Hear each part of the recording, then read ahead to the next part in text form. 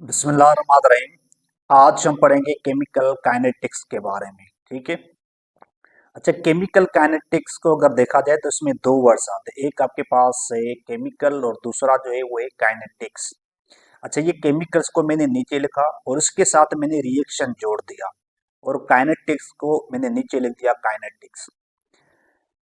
अगर यहाँ पे देखें और यहाँ पे मैंने प्रपोजिशन लगा दिया of, so the kinetics of a chemical reaction is known as a chemical kinetics. तो केमिकल काइनेटिक्स में बेसिकली हम केमिकल रिएक्शन के बारे में पढ़ते हैं, उनके जो रेट ऑफ द रिएक्शन होते हैं, उनके जो मैकेनिज्म वगैरह होते हैं, उनके बारे में पढ़ते हैं।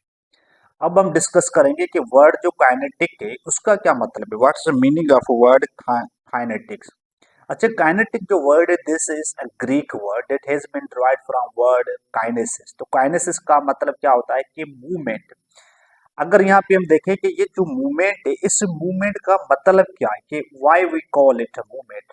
देखें, because the reacting species move and collide to form a product. हमारे पास जो रिएक्टेंट होते हैं, कोई भी स्पीशीज वगैरह होते हैं, जब वो रिएक्ट करते हैं तो रिएक्शन के लिए उनको मूव करना पड़ता है और उसके साथ साथ वो जो रिएक्टेंट के जो मॉलिक्यूल्स होते हैं वो एक दूसरे के साथ कोलाइड होते हैं। तो फाइनली हमारे पास वो प्रोडक्ट जो है वो बनती है। तो that is why we are using here a kinetics। तो kinetics वर्ड कहाँ से निकला है? ग्रीक वर्ड से निकला है। और ग्रीक वर्ड क्या है काइनेटिक्स के लिए? वही काइनेसिस होता है।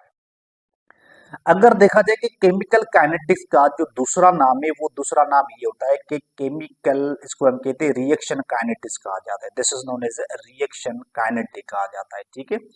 अच्छा, यहाँ पे आप देखें this is the chemical reaction. अच्छा, यहाँ से मैंने क्या किया, केमिकल को आप हटा दें, इसके साथ आप रिएक्शन लगा दें। ठीक है, तो ये बन जाएगा रिएक्शन काइनेटिक्स। क्योंकि केमिकल काइनेटिक्स में हम जो केमिकल रिएक्शंस होते हैं उनके बारे में हम पढ़ते हैं। ठीक है। तो another name for the chemical kinetic is reaction kinetic होता है। अब हम पढ़ते हैं कि what is the rate of the reaction. देखिए रेट ऑफ रिएक्शन, देखिए ये जो रेट है, इस रेट का मतलब ये होता है कि स्पीड होता है। स्पीड स्पीड होती है। तो स्पीड का मतलब ये होता है कि हमारे पास जो केमिकल रिएक्शन है वो कितना फास्ट है, कितना स्लो है या कितना मॉडरेट है। अगर इसका हम फार्मूला देखें कि यहाँ पे मैंने कहा कि minus D X over D T. ये जो एक्स है तो X is representing the change in concentration. अच्छा, यहाँ पे जो माइनस है ये minus shows that the concentration of reactant is decreasing, okay, with respect to time. अच्छा, minus D X over D T को हम लिख सकते हैं minus D C over D T. यहाँ पे सी का मतलब क्या हुआ कि सी का मतलब ये है कि this is the concentration of the reactant, because concentration of reactant decreases over the time. another we can say the rate of the reaction for the product। अगर हम प्रोडक्ट के लिए लिखे तो कैसे लिखेंगे? देखिए यहाँ पे मैंने लिखा है कि बराबर, ये जो माइनस है इसको मैंने यहाँ पे कर दिया plus, plus D X over D T. अच्छा, दोनों में फर्क है। देखिए ये जो दोनों में फर्क क्या है कि ये जो प्लस है, the plus shows that that there's increase in the rate of the reaction, okay, for the product side there is also increase in the concentration of a product। देखें, जब हमारे पास कोई रिएक्शन होता है, जैसे रिएक्शन यहाँ पे अगर आप देखिए, यहाँ पे आपके पास आर है, this is the reactant and this is the P is the product. ठीक है। तो आर की जो कंसंट्रेशन होगी वो कम होगी और पी की जो कंसंट्रेशन होगी वो इंक्रीज होगी। तो इंक्रीज जब कंसंट्रेशन हो रही है प्रोडक्ट की, उसके लिए हमने लगाया यहाँ पे प्लस की साइन। ठीक है, तो D X over D T. अच्छा, एन अदर टर्म जो होता है D X over D T के लिए हम लिख सकते हैं कि plus D C over D T में change in concentration of uh, okay, product for time, okay, per unit time. So यहाँ पे जो प्लस का मतलब ये हुआ कि concentration of product is increasing. Now let's talk about the unit. अगर इसकी यूनिट की बात करें तो देखें ये जो कंसंट्रेशन है ना, तो कंसंट्रेशन का फार्मूला क्या होता है? फार्मूला होता है कि एन ओवर वी। देखें ना, कंसंट्रेशन का फार्मूला क्या होता है कि C is equal N over V होता है। ठीक है, C is equal N over V. तो एन का, N is number of the moles, तो यहाँ पे हमने क्या मोल्स, ओके। एंड वॉल्यूम का यूनिट क्या होता है? This is the decimeter cube. जब इसको ऊपर लेके जाएंगे डेसीमीटर के तो ये माइनस में हो जाएगा, ठीक है। और यहाँ पे टी है, this is the T. So the unit for the time is second. अगर सेकंड को अगर आप ऊपर लेके जाएंगे तो ये हो जाएगा इनवर्स, इनवर्स ओके सेकंड।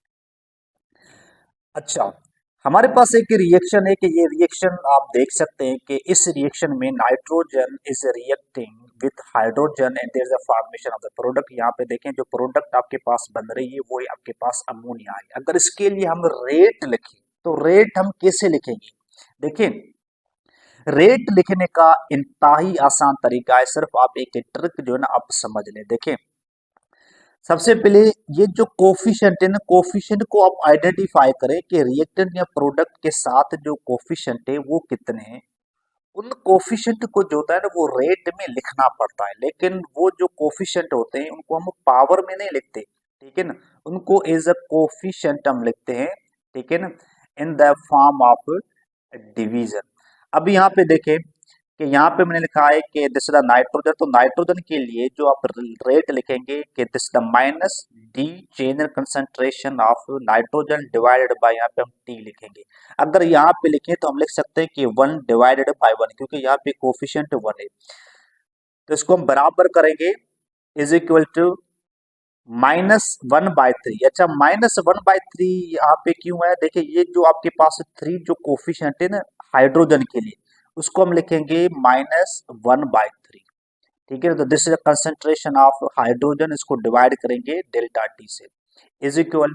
अब यहाँ पे देखिए दिस इज अमोनिया, तो यहाँ पे देखिए अमोनिया के लिए जो रेट ऑफ फॉर्मेशन होता है वो पॉजिटिव होता है, ठीक है ना। तो हम वो प्लस में शो करते हैं, यहाँ पे आप लिखेंगे plus.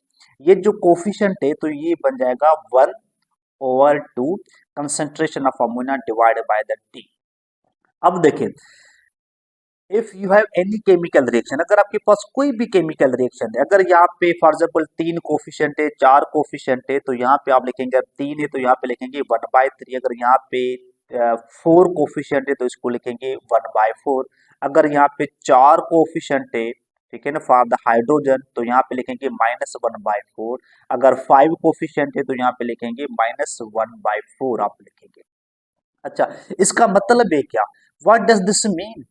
Date minus d the concentration of nitrogen divide by d. यहाँ पे मैंने लिखा है कि rate of disappearance of nitrogen is 1/3 the rate of the disappearance of the hydrogen. इसका मतलब ये हुआ कि ये जो नाइट्रोजन है इसका जो रेट ऑफ डिसअपियरेंस जो है वो बराबर है 1/3 the rate of disappearance of the hydrogen. इसी नाइट्रोजन का जो रेट ऑफ डिसअपियरेंस होगा वो बराबर हो जाएगा 1/2 the rate of the formation of the ammonia, ठीक है। So this is about the chemical kinetics.